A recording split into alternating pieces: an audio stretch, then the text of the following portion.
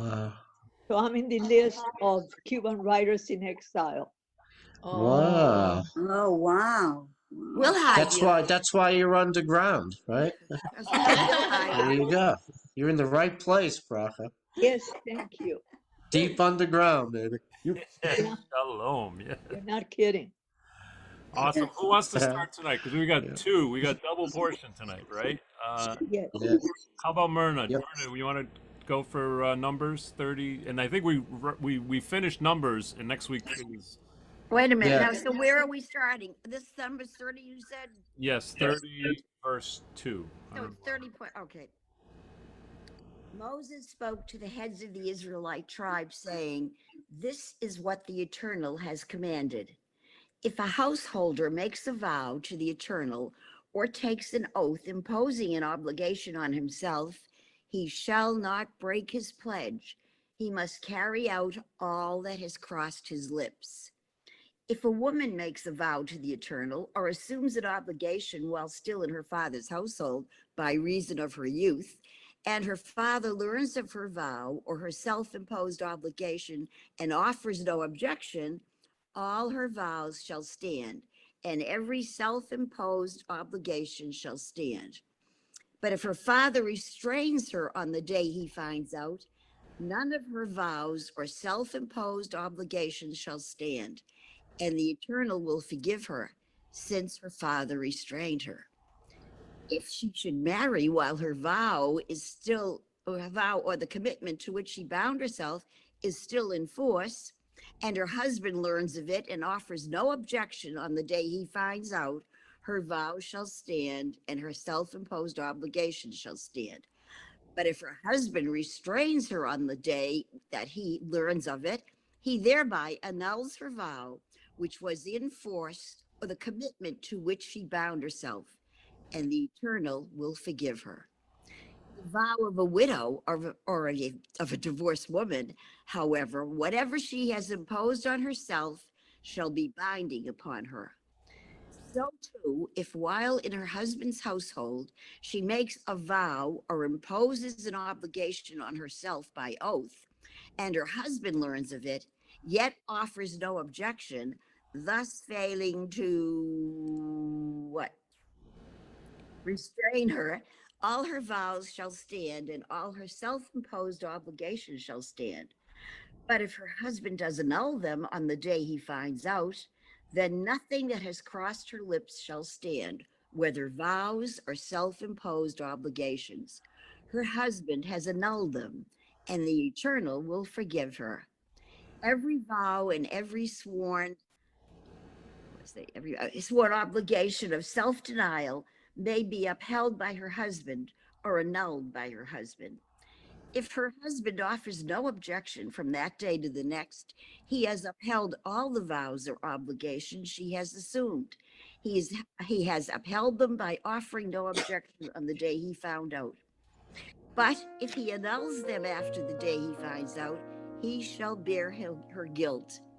Those are the laws that the Eternal enjoined upon Moses between a husband and his wife, and as between a father and his daughter, while in her father's household, by reason of her youth. What does everyone think of this? Is this? I think it's confusing. It's a tricky one, right? And it's also Isn't it though? sexist. Hey Monique. Hey Cynthia. Hi, and I can't think because I just came in, so I can't offer anything. I'm late in the game. Hello, everybody. Hi Monique. Hi. Hi, Monique. Hi, Ruth. It's so twisted, and it's so, I mean, you really have to have, well, you can't say that. You have to have a college graduate lawyer kind of thing. Yes. There's, So there's, detailed. you know, all you need is an extra thing or an extra that, and it's a whole different meaning. Right. Now, what about when we came to the first part of this? It seemed, before the husband came into the picture. Did it remind you of a scene in Fiddler on the Roof? Everything reminds me of a scene. But what do you think, Gary? I mean, you gave it. Oh, Gary froze now. If I say you will, You will. They gave each other a pledge. They gave each other a pledge. Unheard of. But Unthinkable. the one thing I notice in all of this reading is that whatever happens, it seems like God keeps on saying he'll forgive the person, you know. So I like that part of it more. I kind of I can't get into every little detail, but when I hear that God keeps on forgiving, that makes me feel better. That's great. That's a great. But in some ways, you're not sure what he's forgiving because it's so convoluted. No, he does explain what he forgives, and if you follow it, he does say, like, if it doesn't follow with the husband, the God still forgives you. Yep. That's why I like that. Yep. Boy, it does give the husband some leeway if he discovers that he doesn't like his wife after all. Yeah, but there's a lot where God is very forgiving in these. Yes. All right, Myrna, you want to keep going because we got 2 parshas tonight. All right, where was I? 31:1, I believe. That's. Oh, okay. The Eternal One spoke to Moses, saying, "Avenge the Israelite people on the Midianites. Then you shall be gathered to your kin."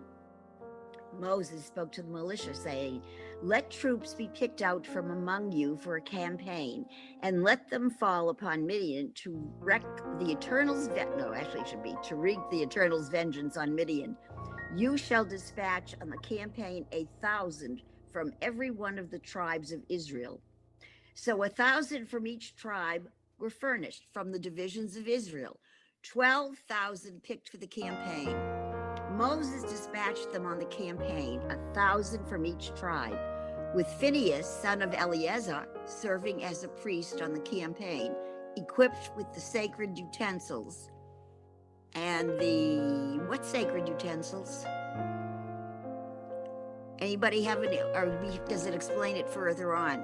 Yep, down here on the bottom right corner, sacred utensils. Perhaps it's just giving a suggestion here. Oh, okay, yeah, perhaps the Ark of the Covenant or the Holy Garments with the Urim and Thummim, because it's a little bit confusing there. So are equipped with the sacred utensils and the what? And the trumpets. Trumpets for sounding the blasts. They took the field against Midian as the Eternal had commanded Moses. Oh God, I hate this. And slew every male. Along with their other victims, they slew the kings of Midian, Evi, Rechem, Zur, Hur, and Reba, the 5 kings of Midian. They also put Balaam, son of Beor, to the sword. The Israelites took the women and other non-combatants of the Midianites captive and seized as booty all their beasts, all their herds, and all their wealth. And they destroyed by fire all the towns in which they were settled and their encampments.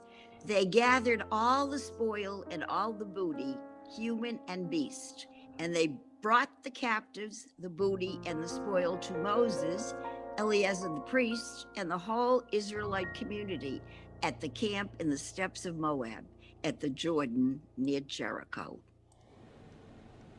Right. Moses, Eleazar the priest, and all the chieftains of the community came out to meet them outside the camp. Moses became angry with the commanders of the army, the officers of thousands and the officers of hundreds who had come back from the military campaign. Moses said to them, "You have spared every female, yet they are the very ones who, at the bidding of Balaam, induced the Israelites to trespass against the Eternal in the matter of Peor, so that the Eternal's community was struck by the plague. Now, therefore, slay every male among the dependents, and slay also every woman who has known a man carnally." I have a question on that. Carnally usually means in sin. What if the man and woman had relations because they were married? I don't think that it refers to sin.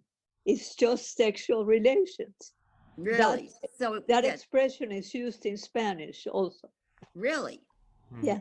So it doesn't refer to the fact whether or not they're married, they just have had relations. That's all it is. Yeah. If you look at number 17 below here, it says it says the same thing. Another has known a man carnally, yeah. Yeah. Those old enough to have had sexual. The virgins were spared, Levi. Right. So, And this is pretty tough stuff because it's. Oh, you're telling me. Cynthia, I hear there's a birthday coming up this week. That's right. My brother took me out to dine today. I've got a stomach ache, so I know it was a success. So what is it, kiddo? Are you admitting? I'm sorry? Are you admitting how old you are? 87. Oh, If I make it till Friday. 87 young. Yay. If I make it till Friday, I'll be 87. If I don't die from this stomach ache. But let me tell you, it was worth What do they have to it. do with it? Everything I ate was worth it. Oh, all right. That's great. That's great. Go back to this thing about known to me and carnally, and look at the very last sentence. Another interpretation says that those old enough to have had sexual relations were included in the ban. So they're guilty by the fact that they're old enough. Maybe, right? And I mean, today's day and age is what? Age 18? It depends on some of those sexual predators. No, but if you look at that, that's kind of strange, isn't it? I mean, what if that was, oh, I don't know. I can't argue with God. It's hard. Yeah, it's absolutely tough. It's hard to get our minds around it, I think. Yeah, all I know is I would never have fit into that because I was pure. It's the driven. Me too. I don't know, Cynthia. I know you told us about those football games that you went to. All right, that's for a different time. All right, so Really? I'm just teasing. Anyway, all right, and then 18. How about the next page, Myrna? If we can get one more page. After but? Yes, but. But what? Oh, spare every female dependent who has not had carnal relations with a man. You shall then stay outside the camp 7 days. Every one among you or among your captives who has slain a person or touched a corpse shall purify himself on the 3rd and 7th days. You shall also purify every cloth, every article of skin, everything made of goat's hair, and every object of wood. Eleazar the priest said to the troops who had taken part in the fighting, "This is the ritual law that the Eternal has enjoined upon Moses. Gold and silver, copper, iron, tin, and lead. Any article that can withstand fire, these you shall pass through fire, and they shall be pure. Except that they must be purified with water of lustration. And anything that cannot withstand fire, you must pass through water. On the 7th day, you shall wash your clothes and be pure.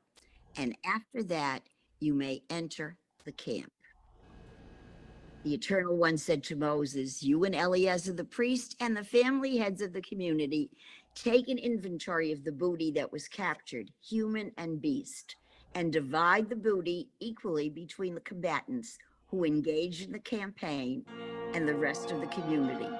You shall exact a levy for the Eternal.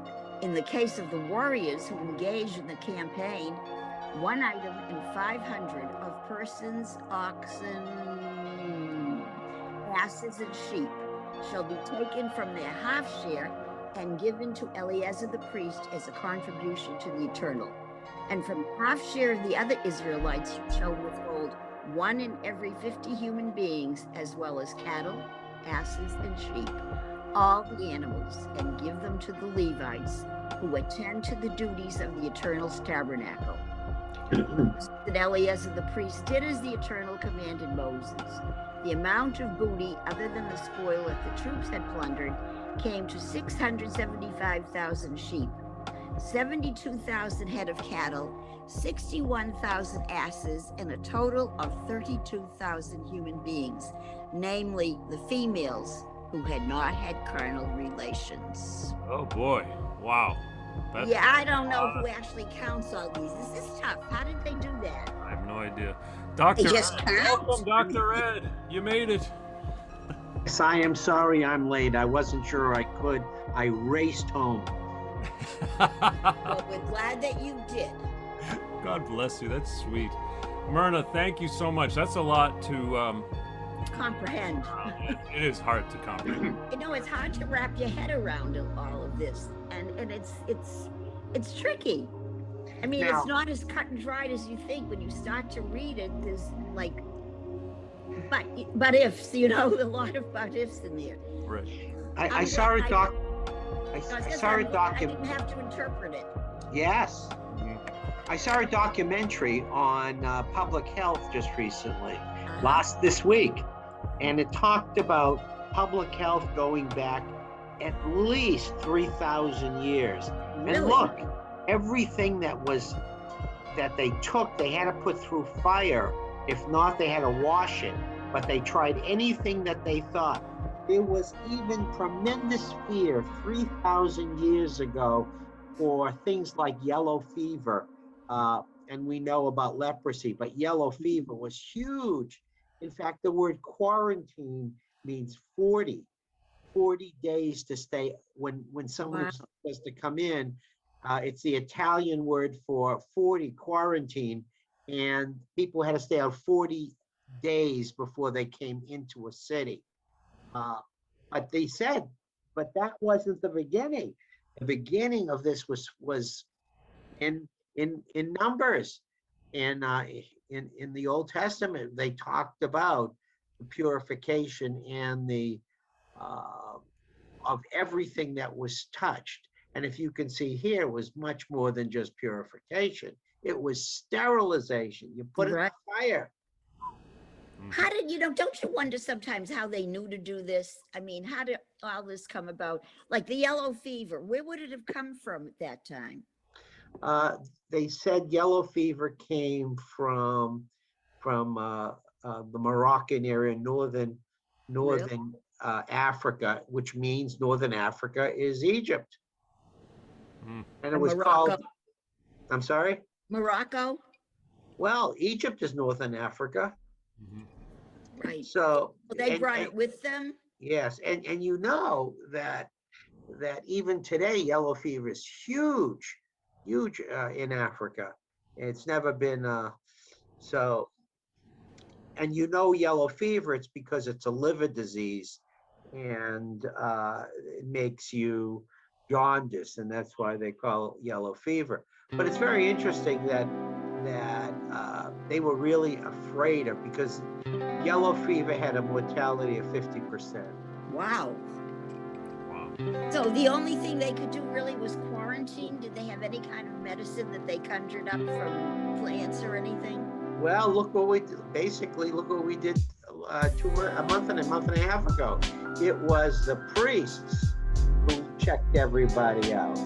And if it looked like you were jaundice, out you went with the lepers. That was actually put in with the lepers? Well, they left you out. You couldn't come into the camp until you were clean for a certain amount of time. So if you didn't die, you could come in after a while. But that was the only thing that they could do. One thing I find fascinating is how they knew to sterilize through fire. Who knows? I as a scientist, it would. Dr. Ed is frozen. Yeah, everybody's freezing up tonight. Yeah, bad internet. I was going to also add that there seems to be a connection between the priestly class and the doctors, right? And I think that's an interesting connection that Dr. Ed's talking about here. Dr. Ed, you froze up a little bit. So anyway, it's really interesting stuff. Thank you, Myrna. And my pleasure. Ruth, you want to continue on at 36? Okay. Thus, the half share of those who were engaged in the campaign was as follows. The number of sheep was 337,500, and the Eternal's levy from the sheep was 675. The cattle came in 36,000, from which the Eternal's levy was 72. The asses came to 30,500, from which the Eternal's levy was 61. And the number of human beings was 16,000, from which the Eternal's levy was 32. Moses gave the contributions levied for the Eternal to Eleazar the priest, as the Eternal had commanded Moses. As to the half share of the other Israelites, which Moses withdrew from the troops who had taken the field, that half share of the community consisted of 337,500 sheep, 36,000 head of cattle, 30,500 asses, and 16,000 human beings. From the half share of the Israelites, Moses withheld 1 in every 50 humans and animals, and he gave them to the Levites, who attended to the duties of the Eternal's tabernacle, as the Eternal had commanded Moses. Do you notice that everything is much more in the animal count than the human count? Do you notice that? Okay, I just noticed that. The humans are not that important as the animals are. The commanders of the troop divisions, the officers of thousands, and the officers of hundreds approached Moses. They said to Moses, "Your servants have made a check of the warriors in our charge, and not one of us is missing. So we have brought as an offering to the Eternal such articles of gold as each of us came upon: armlets, bracelets, signet rings, earrings, and pendants, that expiation may be made for our persons before the Eternal." Moses and Eleazar the priest accepted the gold from them, all kinds of wrought articles. All the gold that was offered by the officers of thousands and the officers of hundreds as a contribution to the Eternal came to 16,730 shekels. But in the ranks, everyone kept his booty for himself. So Moses and Eleazar the priest accepted the gold from the officers of thousands and the officers of hundreds and brought it to the tent of meeting as a reminder in behalf of the Israelites before the Eternal. The Reubenites and the Gadites owned cattle in very great numbers. Nothing that the lands of Jazer and Gilead were a region suitable for cattle. Noting that the lands of say that again.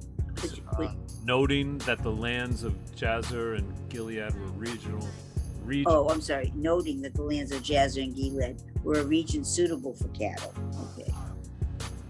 The Gadite and Reubenite leaders came to Moses, Eleazar the priest, and the chieftains of the community and said, "Ataroth, Dibon, Jazer, Nimrah, Heshbon, Elela, Sebam, Nebo, and Beon. The land that the Eternal has conquered for the community of Israel is cattle country, and your servants have cattle. It would be a favor to us," they continued, "if this land were given to your servants as a holding. Do not move us across the Jordan." Why would they say that? I'm just curious. What's across the Jordan? So the promised land, I believe, is on the other side of the Jordan. So as they're getting prepared to go across the Jordan, they noticed that what they just did was they had this massive fight with the Midianites. And after the fight, they're saying, "Wait a minute, this place is pretty nice." So it's two tribes. I see. I got it. I understand now. And there's going to be a big discussion as to how they're going to do this. So there's two tribes on that side of the Jordan and the other. Okay, so Moses replied to the Gadites and the Reubenites, "And are your brothers to go to war while you stay here? Why will you turn the minds of the Israelites from crossing into the land that the Eternal has given them? That is what your fathers did when I sent them from Kadesh Barnea to survey the land. After going up to the Wadi Eshcol and surveying the land, they turned the minds of the Israelites from invading the land that the Eternal had given them. Thereupon the Eternal was incensed and swore, none of the men from 20 years up who came out of Egypt shall see the land that I promised on oath to Abraham, Isaac, and Jacob, for they did not remain loyal to me. None except Caleb, son of Jephunneh, the Keniznite, and Joshua, son of Nun, for they remained loyal to the Eternal. The Eternal incensed that Israel made them wander in the wilderness for 40 years until the whole generation that had provoked the Eternal's displeasure was gone. And now you, a breed of sinful men, have replaced your fathers to add still further to the Eternal's wrath against Israel. If you turn away from God, who then abandons them once more in the wilderness, you will bring calamity upon all these people." That's pretty heavy. And they stepped up to him and said, we will build here sheepfolds for our flocks and towns for our children. And we will hasten as shock troops in the van of the Israelites until we have established them in their home, while our children stay in the fortified towns because of the inhabitants of the land. We will not return to our homes until the Israelites, every one of them, are in possession of their portion. But we will not have a share with them in the territory beyond the Jordan. We have received our share on the east side of the Jordan. Moses said to them, if you do this, if you go to battle as shock troops at the instance of the Eternal, and every shock fighter among you crosses the Jordan at the instance of the Eternal until God had personally dispossessed the enemies, and the land has been subdued at the instance of the Eternal, and then you return, you shall be clear before the Eternal and before Israel. And this land shall be your holding under the Eternal. But if you do not do so, you have sinned against the Eternal. You know that your sin will overtake you. Build towns for your children and sheepfolds for your flocks, but do what you have promised. The Gadites and the Reubenites answered Moses, your servants will do as my Lord commands. Our children, our wives, our flocks. I was just looking at shock fighter. Seems to Okay. me troops, others red armed. Okay. So this is kind of an interesting discussion here, right? It's really fascinating that they want to stay there on that side of the Jordan. They want to stay and have that land. Okay, so wait a second. If they leave, which is what God wants them to do, to continue on, and they leave behind, they had killed all these people that inhabited that land, and now they leave it. Kind of sad that they leave all this barren. Well, No that's comment. I find that very odd. well, that's what I think the Gadites and the Reubenites are saying is like, why just go through this land, and why don't us two tribes stay here and develop it? Mm.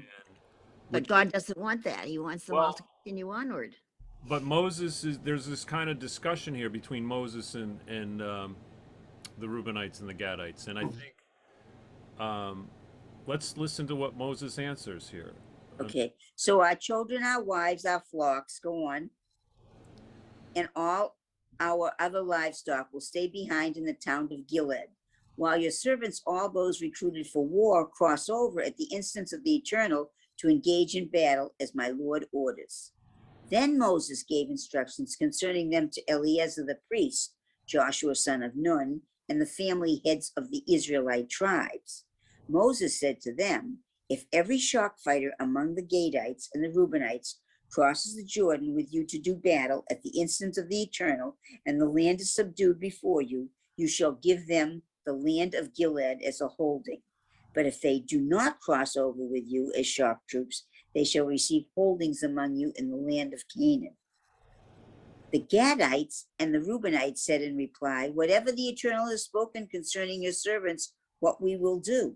We ourselves will cross over as shock troops at the instance of the Eternal into the land of Canaan, and we shall keep our hereditary holding across the Jordan. So Moses assigned to them, wait, did somebody say something? No, I think it's really interesting here that it's not going to, it seems to me though, it's really not going to happen until all of Israel is settled into the new land, right? Right. They're just kind of talking about it. Yeah. So Moses assigned to them, to the Gadites, the Reubenites, and the half-tribe of Manasseh, son of Joshua, the kingdom of Sihon, king of the Amorites, and the kingdom of King Og of Bashan, the land with its various cities and the territories of their surrounding towns. The Gadites rebuilt Dibon, Ataroth, Aror, Atroth, Shaphan, Jazer, Jogbehah, Beth Nimrah, and Beth Aran as fortified towns or as enclosures for flocks. The Reubenites rebuilt Heshbon, Elela, Kirathaim, Nebo, Balmeon, some names being changed, in Sibah. They gave their own names to towns that they rebuilt. The descendants of Machir, son of Manasseh, went to Gilead and captured it, dispossessing the Amorites who were there. So Moses gave Gilead to Machir, son of Manasseh, and he settled there. Jair, son of Manasseh, went and captured their villages, which he renamed Havo Jair. And Noba went and captured Kenet and its dependencies, renaming it Noba after himself. All right. You got through it, Ruth. You got through all the tough words. Can I ask you why we have two tonight? I thought whenever we do Torah readings, it's always just one Pasha. I'm always interested why we have two. Gary? It's just To the do with the cycle. That's, calendar. yeah, there are double readings throughout the. Oh, you mean so even and when I never knew that. So when we do a Torah portion, sometimes it's two portions, is what you're saying, for the Torah Yep. reading for that week. Yep. I never knew that. Okay. And I think it's because it has to line up to the calendar, right, Gary? Like, Right. Yeah. once we get Oh, I see. I The see. next double one includes Nitzavim, which was from my bat mitzvah. Oh, right, Well, okay. let me say that in the Orthodox community, they would read all of this during the week. Both pashas. They would read all during the week, so they would get the two. I think you froze up again. You're frozen. We're having a tough time. I'm going to back out and get back in. Okay. Okay. So we're going to go forward to get through, line up with the calendar reading for next week, because the next Parsha ends the book of Numbers, and then next week we start Deuteronomy. I think it's Gary's favorite. Devarim. Yeah. Devarim, sorry. Devarim, yeah. What did you think, Monique, of all this so far? This is a lot. I mean, It's a lot to take in. yeah, it sure is. It's a lot, but it's very interesting. It is. And Are those names Hebrew names or? They might be Aramaic. They might be Aramaic more than, because that was the word. I mean, the language of that time was Aramaic. Okay, so those are not. Yeah, I mean, When did Aramaic is close to Hebrew, but it's just different. They have very difficult names to pronounce. I'll tell you, it's a well, of course, it might be different in Hebrew, and I'm not reading the Hebrew, so. When did Hebrew become created? How many thousands of years ago? Oh well, I think Hebrew was before Aramaic, though, wasn't it? Well, they were at the same time. They had to have been, because like it's the tuber It's is in around the same Aramaic. time. It was around the same time. Yeah. isn't Hebrew like the sacred language in the? Yeah, at that Right. point, definitely. It's Right. it's called Lashon Kadosh. It's the holy, Whereas Aramaic would have been the language of the common people. just common. Would be the vernacular. Right. Right. Interesting. Right. Okay, I don't see Dr. Ed. I know he's trying to get back in. How about if we move forward? I'm going to go forward to the next Parsha, Masai, right? This is the last of Numbers. How about Bracha? Do you want to start at 33:1? Yeah, let me take the reading glasses. I hope Dr. Ed comes back. I don't see him coming back. Maybe he's having difficulty getting back in. These were the marches of the Israelites who started out from the land of Egypt, troop by troop, in the charge of Moses and Aaron. Moses recorded the starting points of their various marches as directed by the Eternal. Their marches by starting points were as follows. They set out from Ramses in the first month, on the 15th day of the first month. It was on the morrow of the Passover offering that the Israelites started out defiantly, in plain view of all the Egyptians. The Egyptians, meanwhile, were burying those among them whom the Eternal had struck down, every male firstborn, whereby the Eternal executed judgment on their gods. The Israelites set out from Ramses and encamped at Sukkot. They set out from Sukkot and encamped at Etham, which is on the edge of the wilderness. They set out from Etham and turned out toward, let me look at the Hebrew so I know how to say it. Pi Ahirot, which faces Baal Zephon, and they encamped before Migdol. They set out from Pene Hahiroth and passed through the sea into the wilderness, and they made a 3 days journey in the wilderness of Etham and encamped at Marah. They set out from Marah and came to Elim. There were 12 springs in Elim and 70 palm trees, so they encamped there. They set out from Elim and encamped by the Sea of Reeds. They set out from the Sea of Reeds and encamped in the wilderness of Sin. They set out from the wilderness of Sin and encamped at Dobka. They set out from Dobka and encamped at Alush. They set out from Alush and encamped at Rephidim. It was there that the people had no water to drink. They set out from Rephidim and encamped in the wilderness of Sinai. They set out from the wilderness of Sinai and encamped at Kibroth Hatava. Let's look at the Hebrew for a moment. The Kibroth Hatava. They set out from Kibroth Hatava and encamped at Hazeroth. They set out from Hazeroth and encamped at Rithma. They set out from Rithma and encamped at Rimon Perez. They set out from Rimon Perez and encamped at Libnah. They set out from Libnah and encamped at Risa. They set out from Risa and encamped at Gehelah.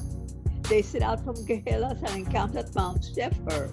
They set out from Mount Shefer and encamped at Harada. They set out from Harada and encamped at Makaloth. They set out from Makaloth and encamped at Tahat. They set out from Tahat and encamped at Terah. They set out from Terah and encamped at Mitka. They set out from Mitka and encamped at Hashmona. They set out from Hashmona and encamped at Moseroth. They set out from Moseroth and encamped at Bnei Jakan. They set out from Bnei Jakan and encamped at Hor Haggidgad. Hor Haggidgad. Hor Haggidgad.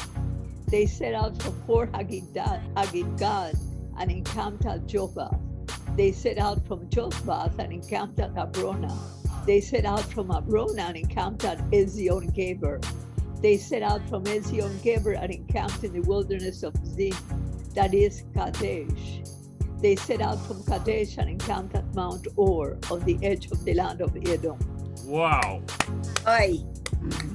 Brock, All I can say is, I'm so happy you said that, Brucker, and not I had to read that. Yeah. And so this is kind of a history lesson here, right? This comes from... I know. You think I'm going to remember all these places? Yeah. Give me a break. You know what was interesting? Look, at the beginning of this, they came to a place that had no water. So I assume they immediately left, but they had all these poor animals that were thirsty, as well as people. That was tough. It was a tough go. That's right. And Yeah. They were here. I'm glad I wasn't there. I know. We would have all been No, complaining. you might have been. Yeah, we might have been. That's Absolutely. right. We may have all Maybe been the there. reincarnation. That's true. Wow. Thank you, Raka. Do you want to continue, finish the page? Yes. Yes. Yeah. Very good job. My gosh, that's a lot. That's a lot of pronunciation. Okay. Reading glasses. Okay. Aaron, the priest, ascended Mount Hor at the command of the Eternal and died there in the 40th year after the Israelites had left the land of Egypt, on the first day of the 5th month. Oh, Aaron geez. was 123 years old when he died on Mount Hor. And the Canaanite, king of Arad, who dwelt in the Negev, in the land of Canaan, learned of the coming of the Israelites. Wow. So again, this is more history lessons. And unfortunately, they don't mention Mariam, right? Miriam? They don't mention that she I died. think we killed her off already. Yeah, She she died a long time ago, I think. Yeah. Aaron. Anyway, thank you, Bracha. Cynthia, would you want to pick it up, Cynthia, the next page? Sure. Okay. They set out for Mount Hor and encamped at Zalmona. They set out from Zalmona and encamped at Pudon. They set out from Pudon and encamped at Oboth. They set out from Oboth and encamped at Lai Abiram in the territory of Moab. They set out from Liam and encamped at Dibon Gad. They set out from Dibon Gad and encamped at Almon Dithblathathim. They set out from Almon Dithblathathim and encamped on the hills of Abiram before Nebo. They set out from the hills of Abiram and encamped in the steeps of Moab at the Jordan near Jericho. They encamped by the Jordan from Beth Jeshimoth as far as Abel Shittim in the steeps of Moab. In the steppes of Moab at the Jordan near Jericho, the Eternal One spoke to Moses, saying, "Speak to the Israelite people and say to them, when you cross the Jordan into the land of Canaan, you shall dispossess all the inhabitants of the land. You shall destroy all their figured objects. You shall destroy all their molten images, and you shall demolish all their cult places. And you shall take possession of the land and settle in it, for I have assigned the land to you to possess. You shall apportion the land among yourselves by lot, clan by clan. With larger groups increase the share, with smaller groups reduce the share. Wherever the lot falls for it, that shall be its location. You shall have your portions according to your ancestral tribes. But if you do not dispossess the inhabitants of the land, those whom you allow to remain shall be stings in your eyes and thorns in your sides, and they shall harass you in the land in which you live, so that I will do to you what I plan to do to them." Boy, God doesn't care for some of his people, I'll say. I don't know. The Eternal One spoke to Moses, saying, "Instruct the Israelite people and say to them, when you enter the land of Canaan, this is the land that shall fall to you as your portion, the land of Canaan with its various boundaries. Your southern sector shall extend from the wilderness of Zin alongside Edom. Your southern boundary shall start on the east from the tip of the Dead Sea. Your boundary shall then turn to pass south of the ascent of Akrabim and continue to Zin, and its limits shall be south of Kadesh Barnea, reaching Hazar Adar and continuing to Asmon. From Asmon, the boundary shall turn toward the Wadi of Egypt and terminate at the sea. For the western boundary, you shall have the coast of the Great Sea that shall serve as your western boundary. This shall be your northern boundary. Draw a line from the Great Sea to Mount Hor. From Mount Hor, draw a line to Lebo Hamath, and let the boundary reach Zedad. And the boundary shall then run to Ziphron and terminate at Hazar Enan. That shall be your northern boundary. For your eastern boundary, you shall draw a line from Hazar Enan to Shephem. From Shephem, the boundary shall descend to Riblah on the east side of Ain. From there, the boundary shall continue downward and abut on the eastern slopes of the Sea of Shinnereth. The boundary shall then descend along the Jordan and terminate at the Dead Sea. That shall be your land as defined by its boundaries on all sides. Moses instructed the Israelites, saying, "This is the land you are to receive by lot as your hereditary portion, which the Eternal has commanded to be given to the 9.5 tribes. For the Reubenite tribe by its ancestral houses, the Gadite tribe by its ancestral houses, and the half-tribe of Manasseh have already received their portions. Those 2.5 tribes have received their portions across the Jordan, opposite Jericho on the east, the Orient side." The Eternal One spoke to Moses, saying, "These are the names of the commissioners. Land shall be apportioned for you: Eleazar the priest and Joshua son of Nun. And you shall also take a chieftain from each tribe through whom the land shall be apportioned. These are the names of the commissioners from the tribe of Judah: Caleb, son of Jephunneh. From the Simeonite tribe, Samuel, son of Amminadab. From the tribe of Benjamin, Elidad, son of Gislo. From the Danite tribe, a chieftain Buki, son of Jogli. For the descendants of Joseph, from the Manasseh tribe, a chieftain Haniel, son of Ephod.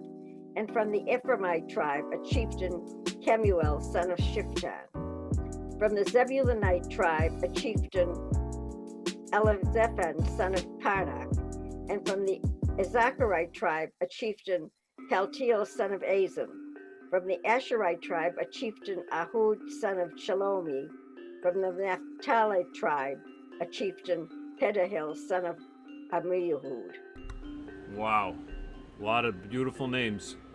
That's amazing. Thank you so much, Cynthia. It's amazing that they really have all this history, but the killing and the slaying. How do we figure this? Yeah, it's hard to make. Terrible. Yeah, it's hard to make sense of it. It really is, and it is hard, especially in today's day and age. When, I mean, even Rabbi Kudan actually even had a great little sermon about Phineas and how it's kind of like the first religious extremist. Do you remember that, Gary, from Saturday? He had a kind of couple of words about that and how it's hard to justify or even come to terms with it in today's day and age because, you know, extremism is a tough thing and we see a lot of this and it's hard to kind of imagine, but how do you justify this? Dreadful. It's hard to justify. You're right. It is hard. It is hard. I don't think we're meant to justify it. I think that we're meant to follow God's law. And every time that you start to think on your own and you want to deviate, you're in trouble. I can't imagine God telling people to do this. Those are his children too. I know it. That's true. So we blame it on God, the evil that we do. We say God said to do it. That's it. That's where a lot of people say that the Jews had an angry God. You know, there's been like, I'm not saying that's true, but I'm just saying that I've heard this a lot, that many Christians say that the God is of the Hebrews was an angry God, or there's another word for it, but I don't. Do you ever heard that? Wrathful. Wrathful, right? Yeah. Vengeful. Right. Vengeful. Yeah, I've heard that, and I just wonder if it comes from this type of reading, you know? Yeah, I mean, and the other thing too is that when America was settled, I think a lot of Christians took parts of the Bible here, and you know, kind of cleared the land in a lot of ways, in similar ways, and gave the indigenous Native Americans nothing really for the land. You know, I mean, and for the Native Americans, private ownership of land was something completely foreign, completely like.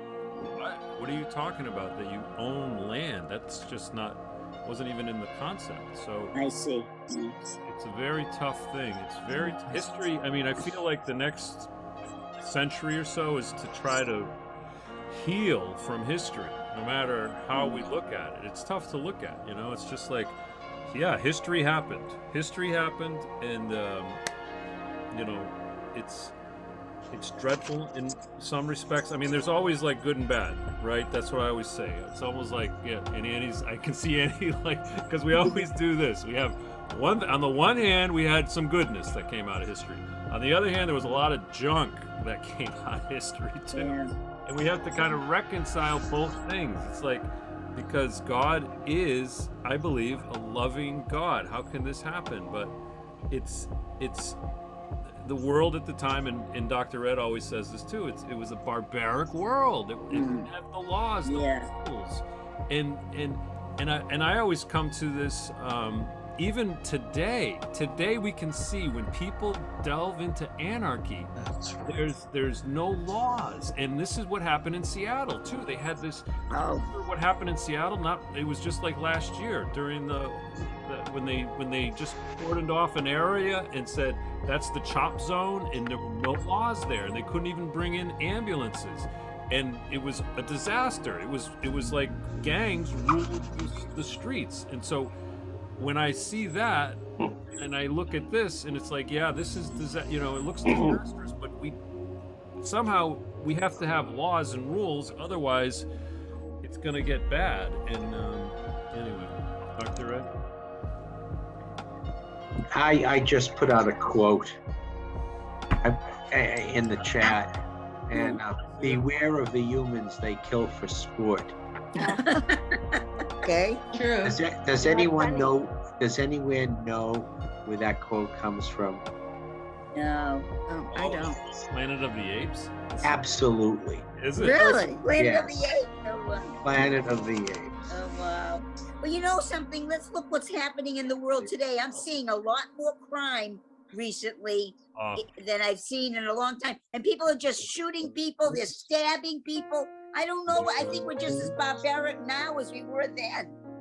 That's what I see. And we haven't stopped. I mean, No. We're very barbaric.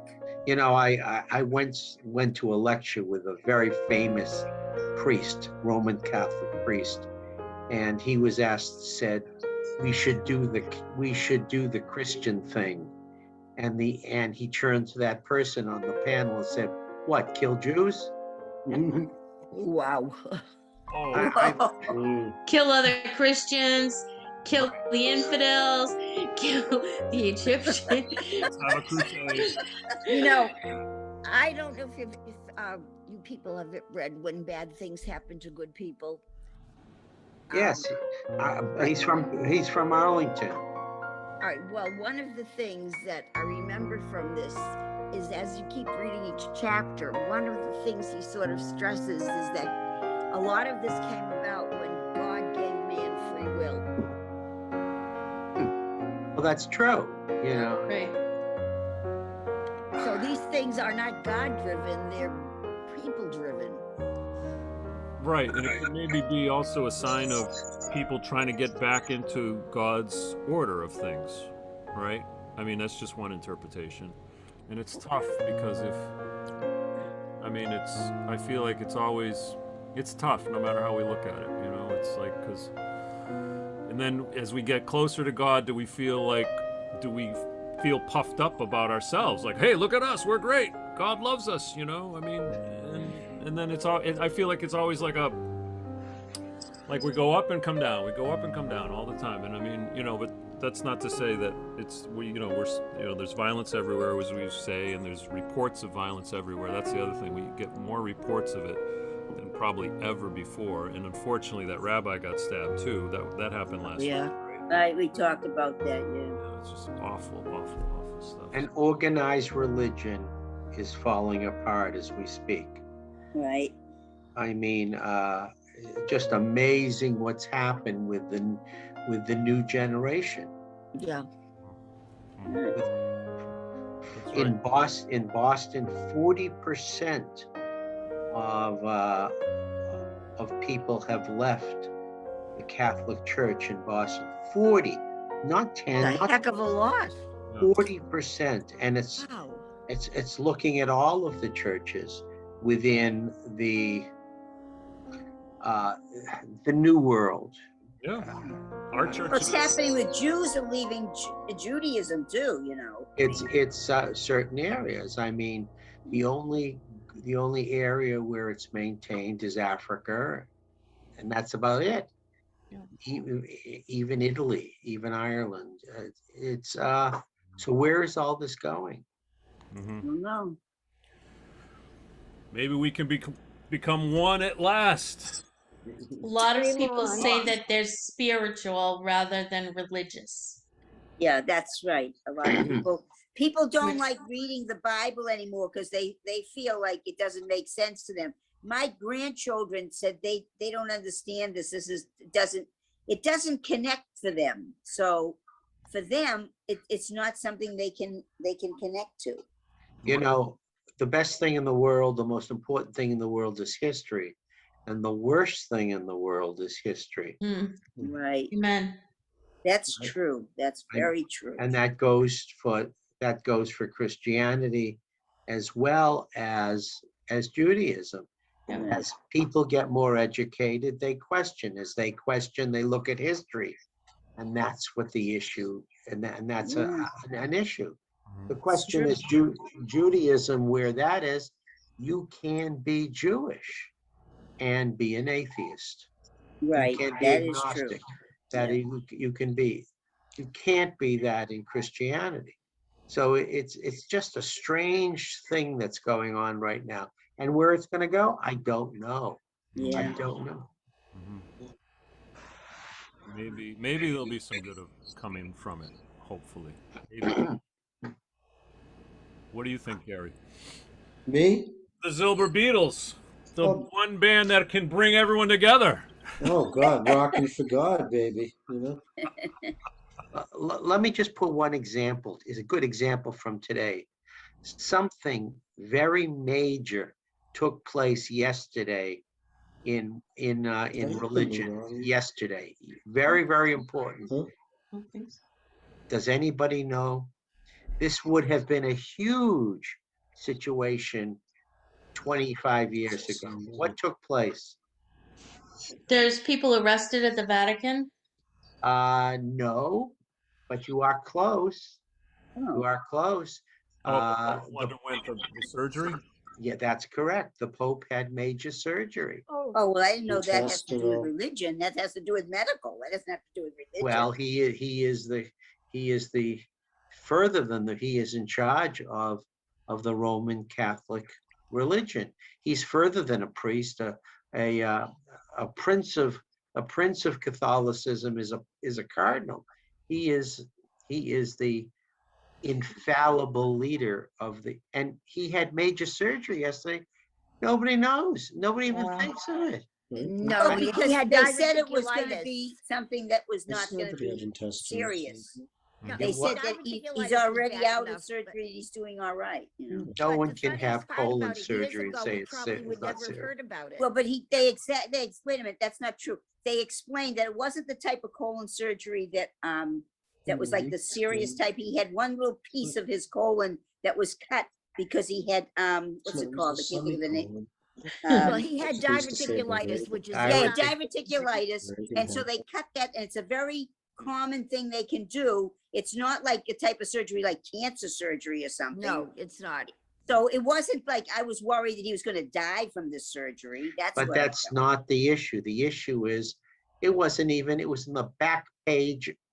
It surely didn't run front page of Channel 7, did it?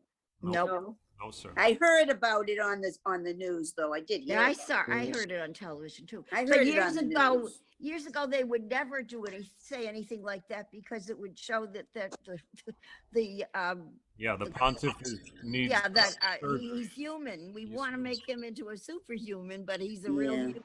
That's right. Well, all I'm saying is we're living in a strange world, and it's getting very stranger, much more stranger every day. I agree with that. But it's scary. One of the tenets of Catholicism, we believe that we have relationship with God.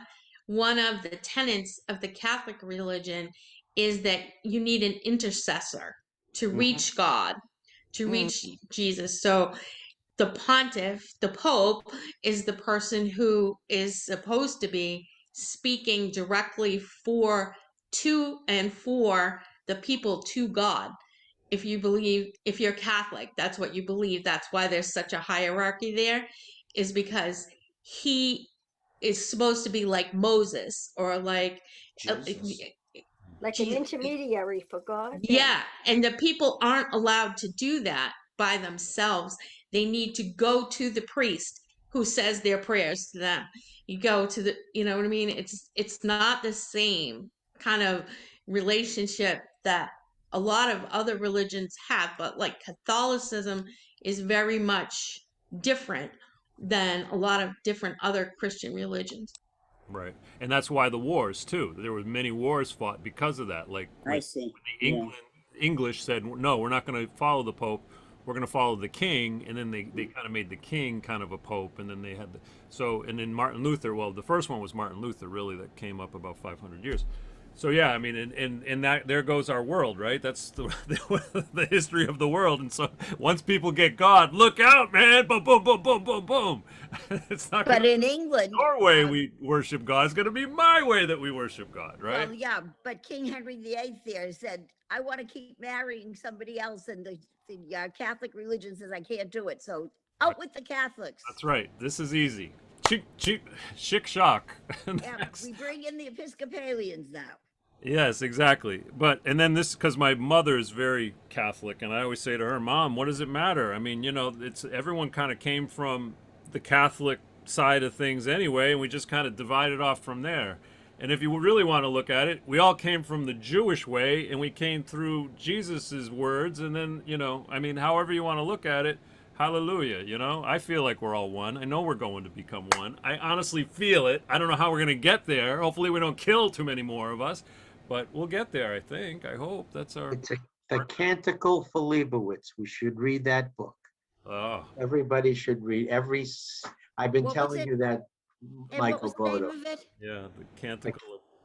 A Canticle for Leibowitz. For Leibowitz. I want to see that. I gotta write that down again. The Canticle for Leibowitz. All right, we still got to get through tonight's Parsha. Oh, sorry. That's okay, Dr. Ed. It's a good pause. Who's next? Oh, Monique. We lost Monique. What about Dr. Ed? You want to pick up at 29? I think Cynthia got the worst. Well, Cynthia and Braca did a great job going through those. I did okay. Mine was trial by fire. It was these whom the Eternal designated to allot portions to the Israelites in the land of Canaan.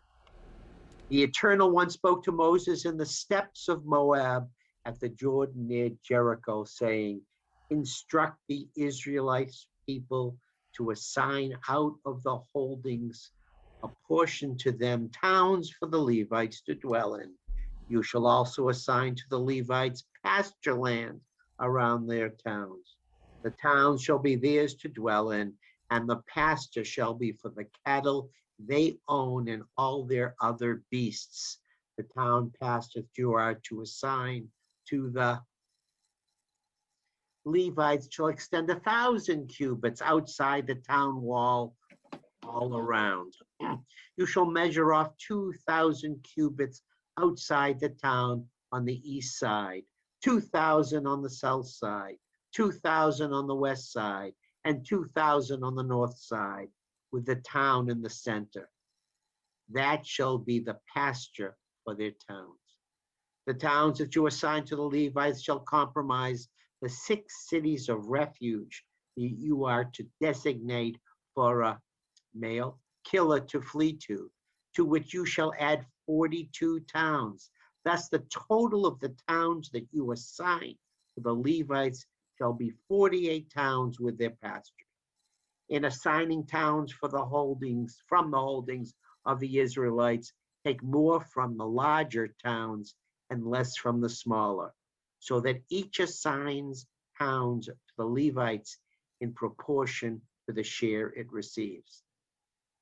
The Eternal One spoke further to Moses, speak to the Israelite people and say to them, when you cross the Jordan into the land of Canaan, you shall provide yourselves with places to serve as your cities of refuge, to which a male killer who has slain a person unintentionally may flee. The cities shall serve you as a refuge from the avenger, so that the killer may not die unless he stood trial before the assembly. The towns that you thus assign shall be 6 cities of refuge in all. The 3 cities shall be designed beyond the Jordan, and the other 3 shall be designated to the land of Canaan. They shall serve as cities of refuge. These 6 cities shall serve the Israelites and the resident aliens among them for refuge, so that any man who slays a person unintentionally may flee there. Anyone, however, who strikes another with an iron object so that death results is a murderer. A murderer must be put to death. If one struck another with a stone tool that could cause death and death resulted, that person is a murderer. The murderer must be put to death. Similarly, if one struck another with a wooden tool that could cause death, the death resulted, that person is a murderer. The murderer must be put to death. It is the blood avenger who shall put the murderer to death. This is who shall put the person to death upon encounter. So too, If one pushed another in hate or hurled something at the victim on purpose and death resulted, or if one struck another with a hand in enmity and death resulted,